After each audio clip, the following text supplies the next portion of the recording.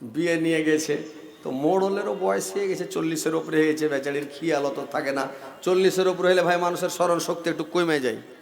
ই খ্যাপা করেছে কি বৈশাইছে যে মোড়ল, তো বুঝতে পারেনি বেচারির ওপরকার কাপড় ওপরে, নামকার কাপড় নামও দেয়, মানে একটু উদাম হয়ে গেছে। তো গোটা গ্রামের লোককে শিখিয়ে লেগেছে, আমি যেন করে বসবো তোমরা ওন করে বসিও। তো গাঁয়ের লোক যাবে কি দেখছি তো মোড়লের মতন হ্যাঁ বস, সবাই সম্মানটা ভালো হবে, দোকান খোল সবাই, শাটার উদাম করো ফাটাফাট। তো যত 1-150 লোক বরযাত্রী গেছিল যে ভাই, সব ভাই দিলে দোকান খুলে, মানে বসছে তো সবাই। এবারে সবাই দোকান খুলে বসে গেছে। এইবারে বসে যাওয়ার পরে তখন করেছি কি জানেন, সবাই জন এইভাবে বসে গেছে। তো গ্রামে খবর হলো, আগে গাঁয়ে গাঁয়ে সবাইকে খবর হইতো, এখন তো খালি মোল সর্দারকে ডেকে চলে আসছে, আগে গোটা গ্রামে যতটি লোক জামাত আছে সবকে খবর করতে হবে। এবার বিয়ে পড়াইতে লোক এসে, মোড়ল এসে, সর্দার এসে, খতিব এসে, ইমাম এসে, সবাই এসে এসে তখন যদি দেখছে তো যেদিকে তাকাইছে ওই দিকে দোকান। 1-150 লোক, ভুল যদি হয় 1-2 জনের হবে, 5 জনের হবে, 10 জনের হবে, কিন্তু এরকম কেন ব্যাপার রে ভাই না, ইয়ার দেশের এটাই প্রথা যে বৈরাত গেলে এরকম হয়ে বসে একেবারে কি ব্যাপার।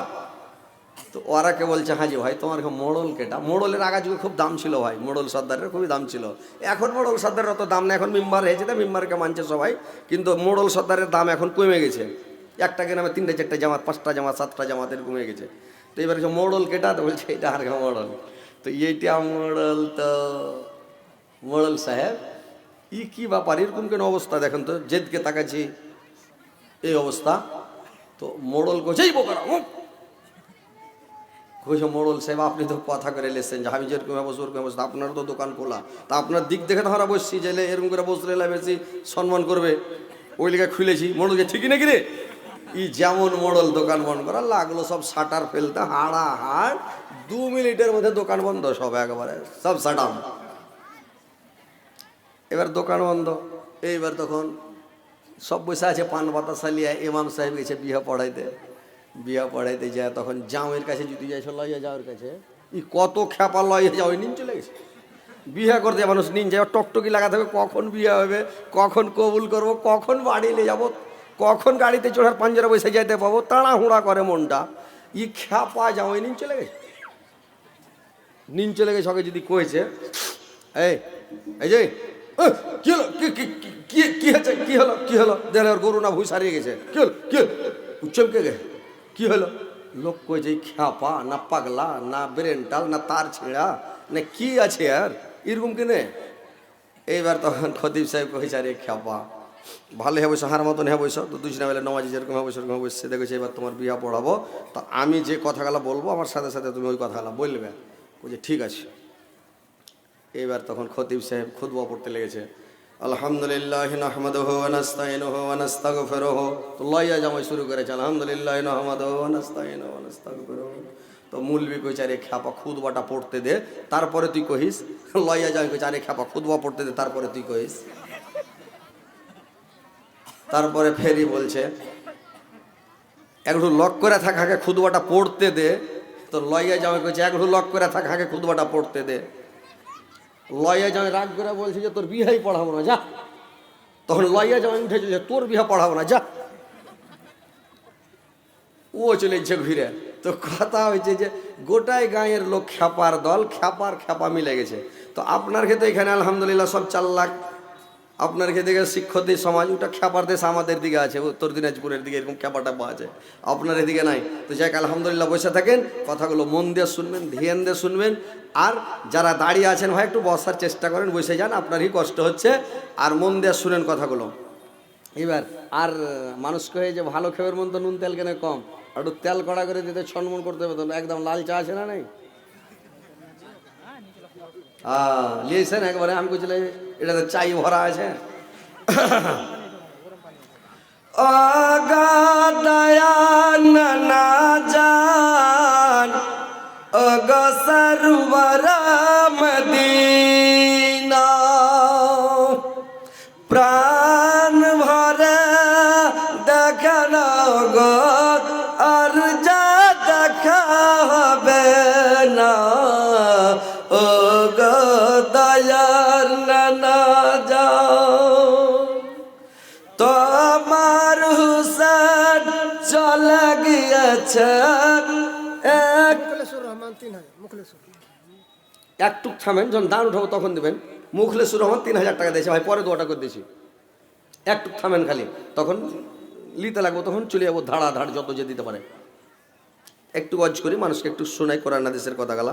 মানুষ একটু যদি একটু সতর্ক হয়ে যায়, একটা হাদিস মেনে নেয়, তো আলহামদুলিল্লাহ কাজ হয়ে গেল।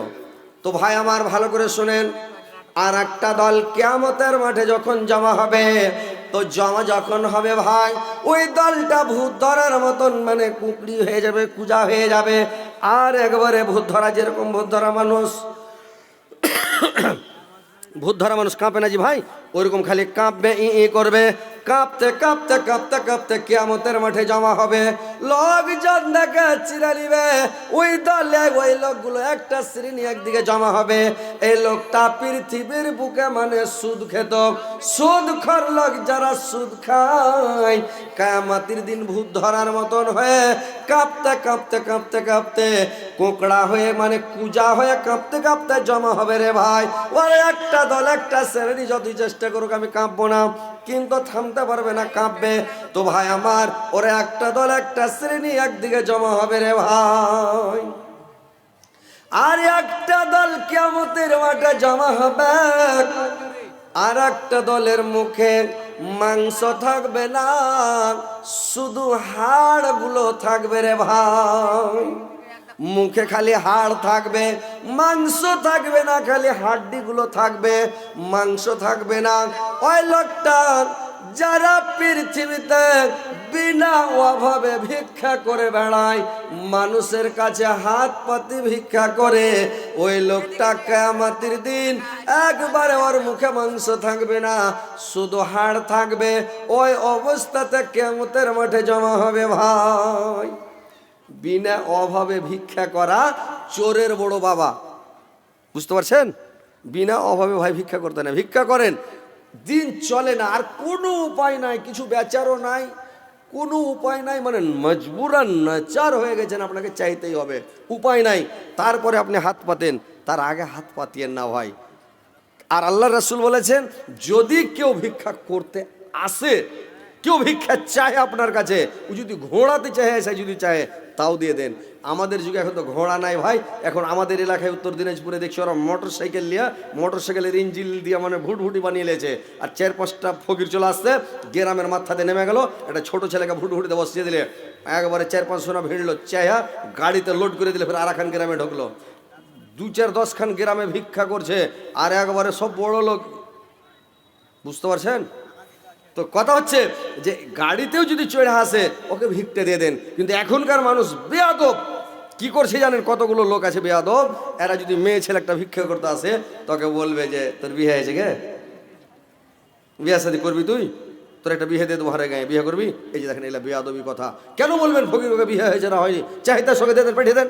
কতগুলো লোক বড় মানুষ, একটু হাট্টা কাটা তাগড়া মানুষ আসছে, ওকে তখন কি বলছে, তুই পেট খাটতে পারবি না, হ্যাঁ তুই কেড়ে চেহারা বেড়াচ্ছিস, তুই কিষান থাকবি, তুই পেট খাটবি, চল কাজে লাগবো, ধান কাটবি, এইগুলো বলছে। এগুলো বলতে হবে না ভাই, ভিক্ষা চাই সঙ্গে দিয়ে দেন, কিন্তু চাইতে হয় না, ওর জবাব দিবে, ও বুঝতে থাকবে, চাইতে এসছে আপনি ওকে ঘুরাইন না, দিয়ে দেন। কিন্তু ভিক্ষা করাটা চোরের বড় বাবা, ভিক্ষা করতে আইলে ওকে ঘুরাবেন না, ওকে দিয়ে দিবেন। তো ভাইরে আমার, যারা বিনা অভাবে ভিক্ষা করে, আল্লাহর নবীর দরবারে একটা লোক চলে এসেছে, আল্লাহর নবীকে বলছেন, নবী গো আপনি কিছু ভিক্ষা দেন, নবী গো আপনি আমাকে সাহায্য করার, 3 দিন টাকা কিছু কয় নাই, 3 দিন টাকা চুলা জ্বলে নাই, 3 দিন টাকা আমার বাড়িতে দানা নাই, তো আপনি কিছু সাহায্য করেন নবী গো। আল্লাহর নবী বললেন, লোকটাকে তোমার বাড়িতে কোনো সামান আছে কি বেচার মতন, বিক্রি করার মতন কোনো অর্থ আছে, সামান আছে? লোকটা বলল, নবী গো আমার বাড়িতে ওরকম কোনো সামান নাই, মাত্র 2টা জিনিস আছে নবী গো। কি 2টা জিনিস আছে? বললে আমার বাড়িতে একটা মোটা কম্বল আছে, আর আমার বাড়িতে একটা কাঁসার বড় বাটি আছে। আল্লাহর নবী বললেন, তুমি কম্বলটার বাটিটা নিয়ে এসো। কম্বলের বাটিটা নিয়ে আল্লাহর নবীটাকে উঠিয়ে দিলেন। কম্বল খানার বাটিটা 200 টাকাতে বিক্রি হয়ে গেল। আর 200 টাকাতে বিক্রি করে এইবার কি করল রে ভাই, 100 টাকা দিয়ে একটা কুড়াল কিনলেন, 100 টাকা দিয়ে একটা হালকা বাটি কিনলেন, একটা মানে হালকা মোটা একটা কম্বল কিনে 100 টাকাতে দিয়ে দিলেন। আর কুড়ালটার বেট আল্লাহর নবী নিজে লাগিয়ে দিলেন। লোকটাকে বলে দিলেন, যাও তুমি মানে জঙ্গলে কাঠ কাটবে সারাদিন, সন্ধ্যার টাইমে বাজারে বিক্রি করবে। আর বাজারে বিক্রি করা তুমি কিছু টাকা দিয়ে মানে বেশি কিনবে না, হালকা মানে সেই দিনটা যেন কোনো রকম যায় ওই রকম তরি তরকারি মাই মশলা দানা পানি কিনে নিবে, কিছু টাকা বাঁচাবে। আর বাঁচাতে বাঁচাতে 15 দিন পরে আমার সঙ্গে তুমি দেখা করবে, যাও। লোকটা কুড়াল নিয়ে চলে গেল। এইবার কাট কাটতে লাগলো, কাট কাটতে কাটতে এইবারে 15 দিন পরে দেখা করলেন, অনেকটি টাকা ওর কাছে জমা হয়ে গেছে, সুখে শান্তিতে দিন চলছে, লোকটা খুব ভালো আছে আলহামদুলিল্লাহ। তো আল্লাহ নবীকে বললেন, নবীকে 1.5 টাকা বেঁচেছে। আল্লাহর নবী বললেন, তুমি চলে যাও, ফের কাটো, 6 মাস পরে আমার সাথে দেখা করবে, 6 মাসের কাজও না, যাও তুমি। লোকটা চলে গেলেন, ভালো থাকলেন। তো কথা হচ্ছে ভাই, খেটে খান, কামিয়ে খান, ব্যবসা করেন, বিজনেস করেন, সুদ খাবেন না, লোন নেবেন না, লোনের বিজনেস করবেন না, ছোট বিজনেস করেন, নামাজ পড়েন, আল্লাহ আপনার রুজিতে বরকত দেবে, আপনি পয়সাওয়ালা হয়ে যাবেন। বিজনেসকে আল্লাহ হালাল করেছেন, আল্লাহর নবী বলেছেন, আল্লাহর নবীরা নিজে বিজনেস করেছেন। তো কথা হচ্ছে ভাই, ব্যবসা বিজনেস করেন, কিন্তু ভিক্ষা করিয়েন না। আর একটা দল কিয়ামতের মাঠে জমা হবে, লোকটার মুখ দিয়ে আগুন বের হবে, দাও দাও করে আগুন বের হবে ভাই। আগুন বেরানো অবস্থাতে লোকটা কিয়ামতের মাঠে জমা হবে। লোকটাকে দেখে লোকেরা চিনে নিবে, লোকটা পৃথিবীতে লোকটা ইয়াতিমের মাল অন্যায় ভাবে ভক্ষণ করেছে। যারা ইয়াতিমের মাল অন্যায় ভাবে ভক্ষণ করে, ওই লোকটার মুখ দিয়ে খালি আগুন বের হবে রে ভাই। আগুন বেরানো অবস্থাতে জমা হবে। ওই লোকটা এক শ্রেণী একদিকে এক জায়গায় জমাবো, এরকম লোকগুলো। তবে মানে ইয়াতিমের মাল কেউ খাবেন না। ইয়াতিমের মাল খাই চাচারা, ইয়াতিমের মাল খাই মামারা। কিন্তু ভাই আমার বন্ধু আমার ভালো করে শুনলেন, ইয়াতিমের মাল অন্যায় ভাবে খাবেন না। আল্লাহর নবী যখন মেরাজে গিয়েছিলেন, একটা দৃশ্য দেখেছিলেন। কি দৃশ্য দেখেছিলেন? একটা বড় কাপ প্লেটে আগুনের আঙ্গার সাজানো আছে, আর লোকটাকে বলা হচ্ছে খাও। লোকটা খাচ্ছে না। তখন ফেরেশতারা করেছে কি, ওর পিঠের ডাঁড়িতে উঠিয়ে একটা মগদরের বাড়ি যেমন করে ঝাড়ছে, ক্যাক করে উঠছে একেবারে জানের কলবলিতে, মানে আগুনের আঙ্গার খান উঠিয়ে মুখে দিচ্ছে। আর যেমন গিলছে রে ভাই, সঙ্গে সঙ্গে সেকেন্ডের মধ্যে ওর 3 নাম্বার গেট দিয়ে ফাটাম করে বেরিয়ে যাচ্ছে। লোকটা বাপরে মারে করে চিৎকার করছে, গড়াগড়ি করছে। আল্লাহর নবী জিজ্ঞাসা করলেন, জিবরাইল এই লোকটা কি পাপ করেছে? পৃথিবীর বুকে যে আল্লাহ এত বড় সাজা দিয়েছে। জিবরাইল বললেন, শুনেন নবী গো, এই লোকটা আপনার উম্মতের মধ্যে কার? এই লোকটা পৃথিবীর বুকে দুনিয়ার বুকে ইয়াতিমের মাল অন্যায় ভাবে ভক্ষণ করেছিল। এই কারণে আল্লাহ পাক এত বড় সাজা দিয়েছে। ভাই ইয়াতিমের মাল কোনোদিন খাবেন না। বুঝতে পারছেন? আর একটা দল জমা হবে কিয়ামতের দিন, একটা সাইড মরে যাবে আর একটা সাইড বেঁচে থাকবে, ধনুকের মতন টানা হয়ে যাবে, টানাস টানাস করবে।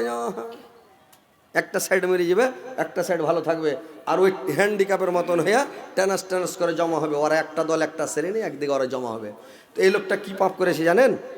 যারা পৃথিবীতে 2টা 3টা 4টা বিয়ে করবে, আর 3টা 4টা বিয়ে করার পরে ইনসাফ করেনি, বিচার করেনি, এক নজরে দেখেনি। আল্লাহ বলেছেন, অর্ডার দিয়েছেন 4টা বিয়ে করতে পারেন, 4টা আপনি বিয়ে করতে পারেন, 4টা স্ত্রী একদম সব সময় রাখতে পারেন, কিন্তু আপনাকে চালাইতে হবে, এক নজরে দেখতে হবে, আর ইনসাফ করতে হবে ভাই, বিচারটা ঠিক করে করতে হবে। পারবেন? পারবেন জি ভাই? 4টা স্ত্রী আপনাকে দেওয়া হবে, কিন্তু আপনি এক নজরে চালাইতে পারবেন? তাহলে চালাইতে যখন পারবেন না, 2টা করেছেন কিন্তু আপনি চালাইতে পারেন না 2টাতে, তো যদি 2টাকে ঠিক করে চালাইতে না পারেন, 2টা কেন করতে যাবেন ভাই? কি দরকার? একটাতে সংসার চলে না? হ্যাঁ, একটাই চালান, সুখে থাকবেন, শান্তিতে থাকবেন, ভালো থাকবেন, আনন্দে থাকবেন, বাদশাহী করবেন। 2টা যদি বিয়ে শাদী করেলেন, আপনার জিন্দগিটা শান্তিতে কাটবে না। আপনি মনে করছেন যে আমি শান্তিতে চালাবো, শান্তিতে কাটবে, ভালো থাকবো, সুখে থাকবো, কিন্তু না, আপনার জীবনটা আগুনের মধ্যে চলে গেল। অশান্তি, টেনশন ভোগ করবেন, আপনি শান্তি জীবনও পাবেন না। তো কথা হচ্ছে ভাই, দুটা তিনটা বিয়ে করিয়েন না। আর যারা দুটা তিনটা বিয়ে করে ওরা ভালো স্ত্রী পায় যে ভাই? ভালো স্ত্রী পায়? যখন দুটা তিনটা বিয়ে করবে, একটা বিয়ে হয়ে গেছে, এই রং নাম্বারে খালি ফোন করছে। ফোন করতে করতে করতে করতে একজনাকে ফোন লেগে গেছে। তখন বলছে তুমি কেটাজি? কইছে আমি বেটা ছেলে। ওকে বলছে তুমি কে? কইছে আমি বেটি ছেলে। ও তখন বলছে তোমার বিয়ে শাদী হয়েছে? তো ছেলেটা বলছে না বিয়ে হয়নি। ছেলেটা বলছে মেয়েটাকে তোমার বিয়ে হয়েছে? বলছে না বিয়ে হয়নি। বলে ঠিক আছে, আলহামদুলিল্লাহ, ভালো, তাহলে তো খুব ভালো হলো, ঠিক আছে। এইবার ফোনের মধ্যে গল্প করতে করতে করতে করতে একবারে প্রেম জমে গেল রে ভাই। এবার প্যার মোহব্বত যখন জমে গেল দুইজনাতে, তখন এবার দেখেন ভাই আমার, এইবার দুইজনাতে প্রেম জমিয়ে দিল। জমিয়ে দেওয়ার পরে এরা পাগলেরা কি করলো, মেয়েটাকে নিয়ে পালিয়ে গেল। পালিয়ে যে দেখ মানে 2-4 মাস এদিক ওদিক কাটিয়ে কোর্ট ম্যারেজ করে বাড়ি আসলো। এরা তো জানে না পাগলারা যে যদি আর বাবার রাজি না থাকে তো বিয়ে হবে না, গার্জেন ছাড়া বিয়েটা হারাম। কিন্তু খ্যাপা জানে না, নিয়ে পালিয়ে কোথায় কোথায় কাটিয়ে 2-4 মাস থেকে বাড়ি আসে, দেখছে তার 3-4 ছেলের বাপের বাড়িতে জগ জগায় স্ত্রী আছে, 3-4টা বাচ্চা আছে। এবার বাড়িতেও শান্তি পাবে? শান্তি পাবে না। তো এই যে বাড়ি এসে একটা অশান্তি, টেনশন হয়ে গেল, এই ভালো স্ত্রী পাবে না। তো আল্লাহ কোরআনের মধ্যে বলে দিয়েছেন ভাই, ওয়াল খাবিসাতু লিল খাবিসিনা ওয়াল খাবিসুনা লিল খাবিসাত আত তাইয়্যিবাতু লিত তাইয়্যিবিনা ওয়াল তাইয়্যিবুনা লিল তাইয়্যিবাত। जिना करने वालों को जिना करने वाली मिलेगा और जिना करने वाली को जिना करने वाला मिलेगा। আর সচ্চরিত্র পুরুষের জন্য সচ্চরিত্র মহিলা, সচ্চরিত্র মহিলার জন্য সচ্চরিত্র পুরুষ। আপনি যদি ভালো থাকেন ভালো স্ত্রী পাবেন, আপনি যদি খারাপ হন আপনার স্ত্রীও খারাপ হবে। এটা আল্লাহর কোরআন। আল্লাহ বলেছেন যে তুমি যেমন হবে তোমার স্ত্রী তেমন হবে। তো কথা হচ্ছে যে ভাই 2টা 3টা 4টা বিয়ে করতে যায়েন না, আর জীবনটাকে আগুনের মধ্যে ঝাঁপ দিয়েন না। আপনি আগুন থেকে বাঁচিয়ে রাখেন, টেনশন থেকে বাঁচিয়ে রাখেন, একটা স্ত্রী নিয়ে সুখে শান্তিতে জীবন কাটান, ভালো থাকেন, বিন্দাস ঘুরেন, কোনো টেনশন নাই। আর 2টা 3টা যখন করে নেবেন আপনি ইনসাফ ঠিকভাবে করতে পারবেন না। বড়কিকে ছেড়ে দিলেন, ছোটকিকে নিয়ে খালি ওহচোহ করছেন। আর একে তেলের উপরে তেল, আর একবারে ফেয়ার লাভলির উপরে ফেয়ার লাভলি, ফেস ওয়াশের উপরে ফেস ওয়াশ, আর একবারে ডাব সাবুনের উপরে একবারে লিপ জল লিপস্টিক দিয়া একবারে একে ছনমনে করে রাখছেন। আর বড়কি টুকুর টুকুর দেখছো, আর পিন্ধনে কাপড় নাই, ছিঁড়ামিড়া, আর কোনো খাবার নাই, মাথায় তেল নাই, সাবান নাই, ওর দিকে ঘুরে তাকান না, কিছু বলতে ওকে দিচ্ছেন ধাম গোড়াগোড়। কি করবে বুড়াতে কালে, কত মায়ের খেবে, লাস্ট আল্লাহকে বিচার দা সাবুর করে থেকে যায়। কিয়ামতের দিন যদি আপনি উঠবেন, যখন আপনার একটা সাইড মরে যাবে, আপনি ধনুকের মতন টেঁড়া হয়ে ব্যাঁকা হয়ে আপনাকে কিয়ামতের করতে উঠতে হবে। ভাই বিনা কামে 2টা 3টা বিয়ে করতে যাবেন না, একটাই করেন, সুখে শান্তিতে কাটাবেন। তো ভাই ওই শ্রেণীর লোক একদিকে জমা হবে, আর একটা শ্রেণীর লোক যখন জমা হবে ভাই, আর একটা দল যখন কিয়ামতের দিন জমা হবে, ওই লোকটা কি করবে, মানে লোকটা যে জমা হবে অন্ধ হয়ে যাবে, চোখে দেখতে পাবে না, আর মুখে বোবা হয়ে যাবে। ওই লোকটা পৃথিবীর বুকে মানে ঘুষ খেত করে ভাই, যারা ঘুষ খায় আর ঘুষ খেয়ে বিচার করে সালিশ করে, ওই লোকটা কিন্তু মানে বোবা হয়ে যাবে, অন্ধ হয়ে যাবে। ওই অবস্থাতে কিয়ামতের কোঠে জমা হবে। তো ভাই আমার ওই মানে ঘুষ খেতে যাবেন না। ভাইরা আমার, বন্ধুরা আমার, ভালো করে শুনেলেন, কিয়ামতের মাঠে বিভিন্ন দলে বিভক্ত করে আল্লাহ পাক কিয়ামতের মাঠে জমা করবে। আর কিয়ামতের মাঠে যখন মানুষ ওইভাবে জমা হবে, তখন ভাই আমার এইভাবে যখন জমা হবে, একটা করে কাতারে লোককে টানবে আর হিসাব নিয়ে নেবে। আর লোকগুলোকে টেনে টেনে করবে কি কিয়ামতের মাঠ থেকে। এই লোকগুলো যে কিয়ামতের মাঠে থাকবে রে ভাই, একবারে মানে নিজের ঘামে নিজের পাসিনাতে কারোর হাঁটু পর্যন্ত, কারোর কোমর পর্যন্ত, কারোর গলা পর্যন্ত, কারোর মুখে লাগাম দিয়ে দিবে, একবারে মুখ পর্যন্ত পাসিনা হবে, ঘাম। আর ওই ঘামের মধ্যে ঘাম খালি খল খল করে উতলিবে, গড় গড় করে উতলিবে। আর তারা করবে কি, ওই ফুটান্ত পানির ওপরে তারা দাঁড়িয়ে থাকবে টকবগাং, 50,000 বছর দাঁড়িয়ে থাকবে। আর যতক্ষণ 5টা প্রশ্ন আল্লাহ পাক করবেন মানুষকে, 5টা প্রশ্নের উত্তর যতক্ষণ পর্যন্ত না দিবে ততক্ষণ পর্যন্ত একটা মানুষকে কদম নড়াতে দেওয়া হবে না, পা লড়াতে দেবে না। তো ভাইরে আমার একটু ভালো করে শুনেলেন, এটা মসজিদের উন্নতি কল্পে জালসা নাকি? এটা মসজিদের উন্নতি কল্পে জালসা। তো কথা হচ্ছে ভাই, আপনারা পালাবেন না, আপনারা বসেন, ইনশাল্লাহ জালসা আপনারা আমি শোনাবো। তো কথা হচ্ছে, হ্যাঁ, আর আমার পরে আপনাদের যেটা প্রধান বক্তা হাবুল্লাহ সাহেব কলকাতার, উনিও এসে উপস্থিত আছেন, আমার পরে উনি আসবেন। কিন্তু আপনারা একটু কালেকশনটা আমাকে দিয়ে দেন ভাই। এটা হচ্ছে মসজিদের জালসা, আল্লাহকে খুশি করেন, আল্লাহকে সন্তুষ্ট করেন। আল্লাহকে যদি খুশি করেন আপনি জান্নাতে যাবেন। তো আল্লাহকে খুশি করতে গেলে আপনাকে দান দিতে হবে, আর আল্লাহকে একটু দান দিয়া খুশি করতে হবে। এটা মসজিদ